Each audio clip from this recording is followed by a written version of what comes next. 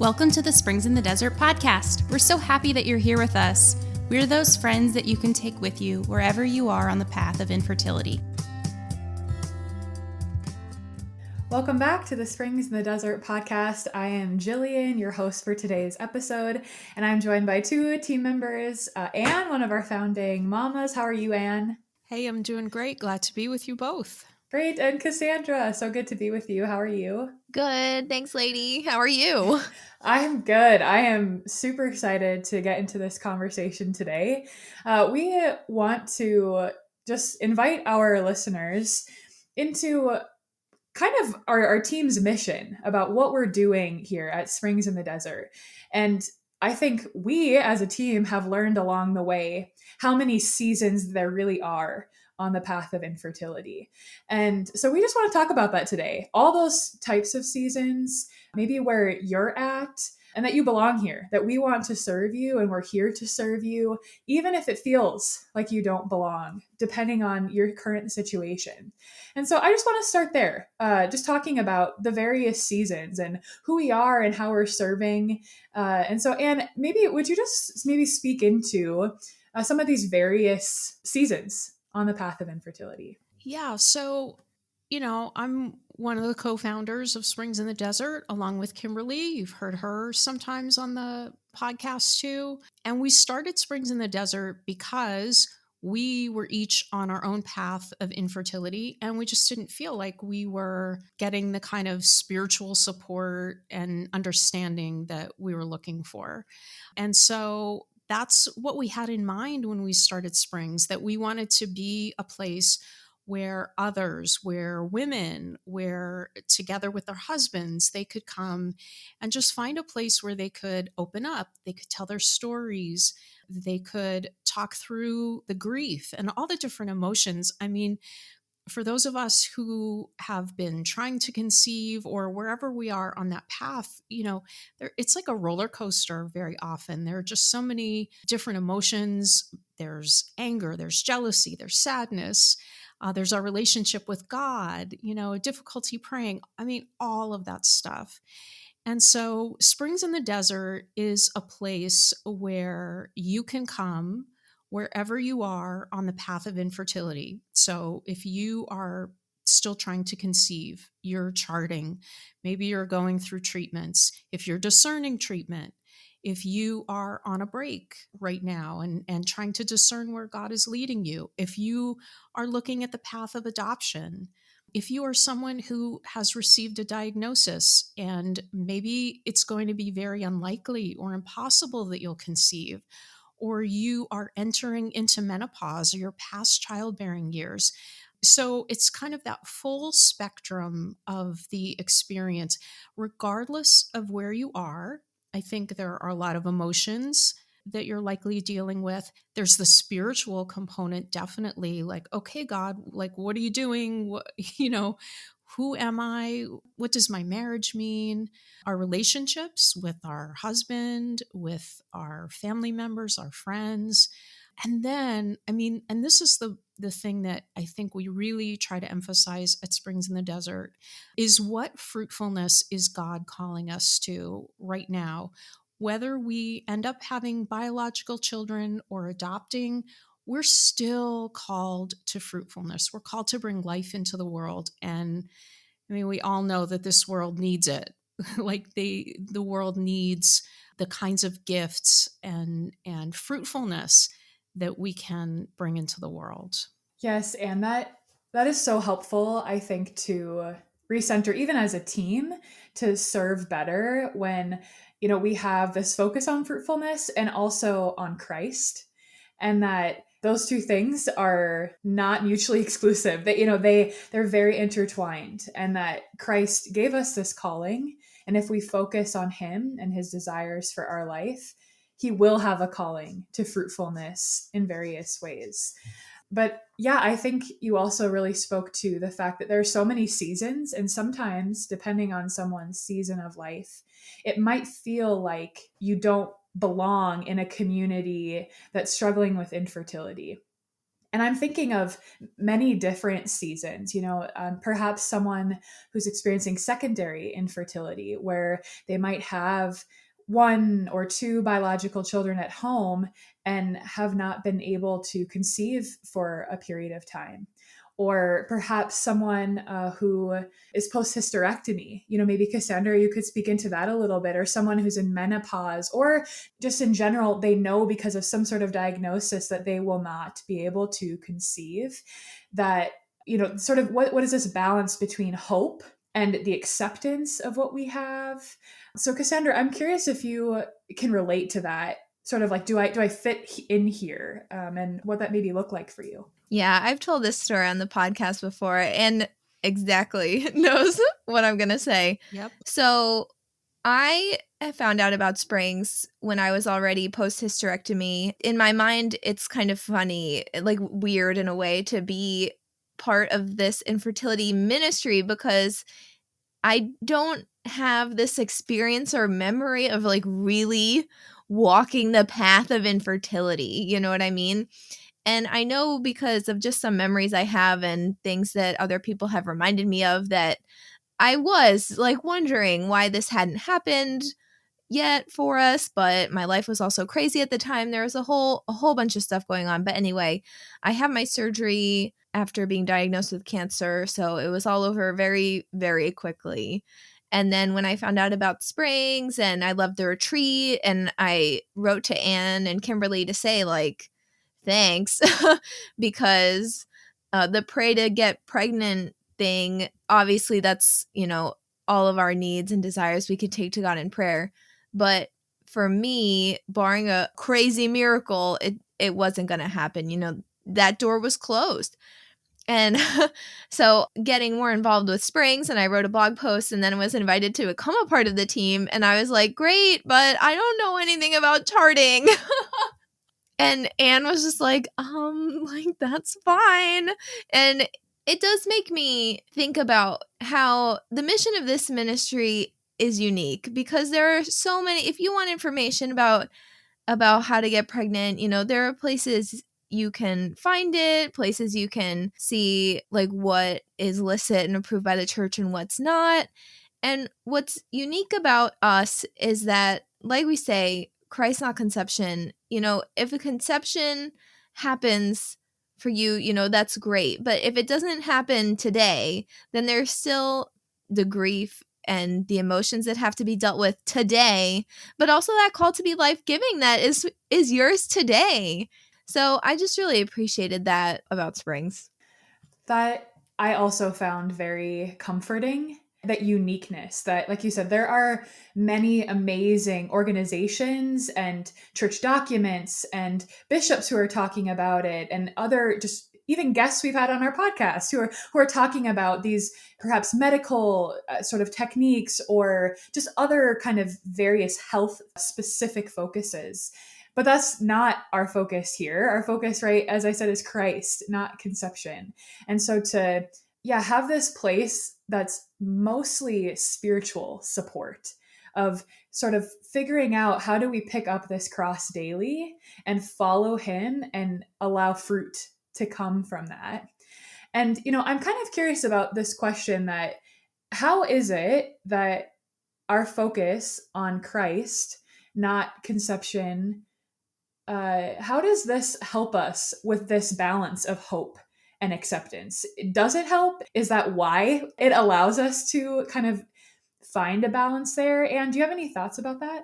Yeah, I mean, the first thing that comes to mind, and this comes from a lot of the feedback that we receive from people when they find us, is that in a certain sense, it takes the pressure off, especially if you are charting and you're really actively trying to conceive, you're working with a doctor, or you're maybe going through treatments and all that sort of thing.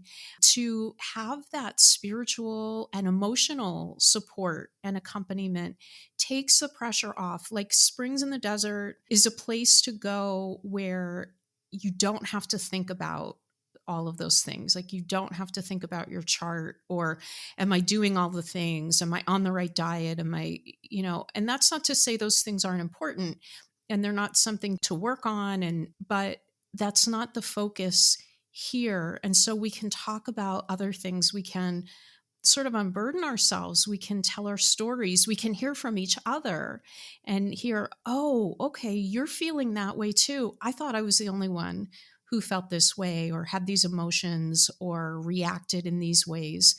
So in that way, we can help each other. I find that to be one of the most beautiful bits of fruit that comes from this ministry, is that we see people reaching out to each other when somebody comes with their story and is really struggling. Invariably, there will be another person who kind of comes right in and sort of drops their burden for a second and goes to pick up the burden of the other person. And that's just so beautiful. And guess what? That's fruitfulness. That is being so life-giving in that moment.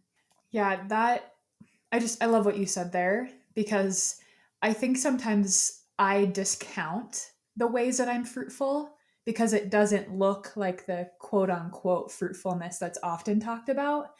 And so I think just asking the Lord to open my eyes to the ways that he's calling me to be fruitful, or the ways that I was fruitful that day, can be really helpful, because it's surprising sometimes the opportunities he's given me that I took, or maybe I missed, that he's saying, this is what I'm asking of you today, or in this season, this is what I desire for you to give, and for the way for you to be fruitful. And I think there's perhaps more to be said too, that about this idea of acceptance of our season, because although yes, we can definitely discern how he's calling us to fruitfulness, that desire still exists for children, for this sort of quote unquote normal understanding of fruitfulness that's talked about, all over and around us all the time. And so I'd like to know some of your thoughts about acceptance, and what does that really mean? Is it sort of this idea, I think for us, it's probably pretty obvious that we don't mean giving up, but it can feel like that, I'm sure, for many of those in our community. What maybe would be a better way of understanding acceptance, or how can we better accept the specific cross that we have? Well, to me, I think it's easier to understand. It's easier to accept if we don't look at it as a once and for all type thing. I think the call of the Lord to pick up, our crosses and follow him is one that has to be accepted every single day. Sometimes in every moment, if we're in a difficult time, if we're at a difficult social situation, sometimes this is a moment by moment decision that we have to make to pick up our crosses and follow. But it also takes the pressure off, because God doesn't ask us to carry our crosses by the year or by the decade even. What he's given to us is the present moment. And even if you're really still in a season of trying, or if it's for me when it's over, that's still a decision that has to be made.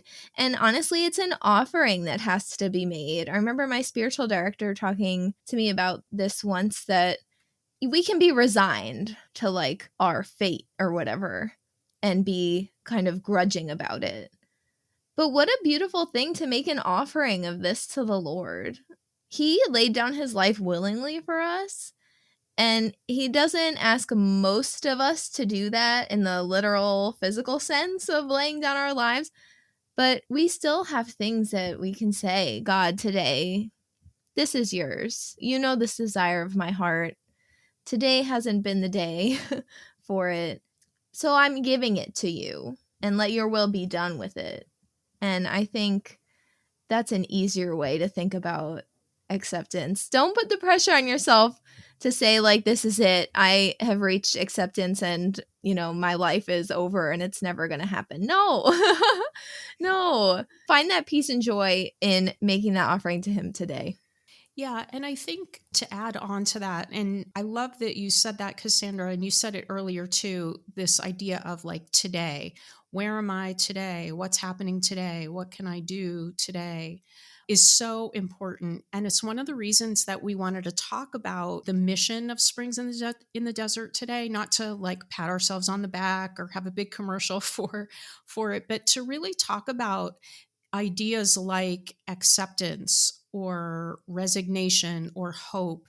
Because I think sometimes people think that maybe they think they don't belong in this community because they think, well, I'm not at the end of the road yet. I'm not ready for acceptance. And so, like you said, Cassandra, acceptance is something that happens every day, sometimes every moment. So maybe it's, okay, my period came today.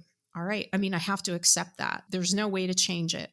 Okay, so what does that mean for me today? Feel the feels, feel the emotions, be sad, whatever it is, feel it, and then say, okay, this is what I have for today.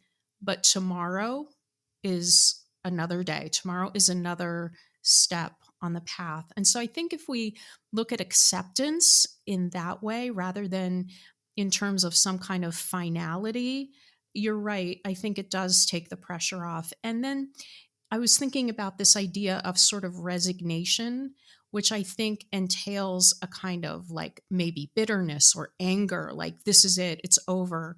And that's also natural. I mean, I've gone through it. I'm sure a lot of us have. And it's tough when we're trying to come to terms, especially for somebody like me who is also at the end of the road. But I really believe, and it is at the core of our mission here, that that kind of resignation, that bitterness, that anger, the sadness, all of it can be healed into something really beautiful. I think that God can take that, and as we've been talking about, can show us that there's still beautiful fruit and opportunities to give life that come through that. I am really resonating with this idea of a daily acceptance, because I think that that is the balance between this hope and some of the more negative feelings that can come from acceptance. That if we realize that we only have the present, we only have today. And I know I often live in the past and in the future, but I only have this moment. And so to just accept right now, I think is the key. And I think too, to kind of bring this back around to our focus on Christ, that someone said to me recently, Christ didn't run to Calvary. He walked, likely slowly, and he fell, and he accepted help along the way. And he, to the best of his ability, talked to people along the way who met him and tried to alleviate some of that suffering the best that they could and to show him charity. And I think that that is a really great example of why we focus on Christ, that he shows us how to suffer well. And although, because he's God, he can do it so much better than we can, he was also man. And so we can draw so much from him and his example. And he's pouring out the graces in the sacraments to allow us to suffer even better each day. So I really love this idea of daily picking up this cross that you've both mentioned. And I think because although we have seasons in the church like Lent where we're talking about Christ walking, we can pray with that at any time during the year and look to his example and the crucifix every time we're at Mass to remember that. It's just a really beautiful way that we can remind ourselves about this cross. Yeah, and if I could just also add that Christ not only teaches us how to suffer, but he teaches us who we are, and he tells us that he has abundant life for us. And so we can look to him, we can look to the cross, and we can accept and surrender. But I think maybe this is the harder thing sometimes, also to accept the gifts that he is giving to us today.